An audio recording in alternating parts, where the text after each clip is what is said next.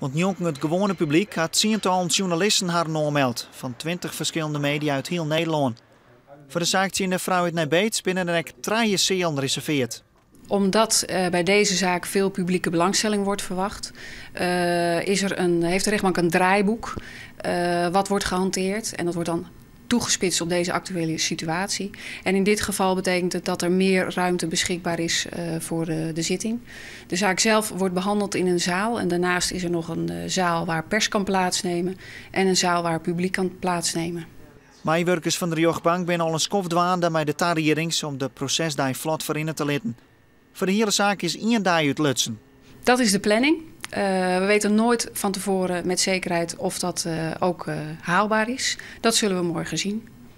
Dus dat kan ik helemaal let worden. Mogelijk. Wat voor extra veiligheidsmaatregels daarna binnen wil de rechtbank net zeggen. Het proces is, liek als oors, voor elke niet een bieten waaien, maar vol is vol.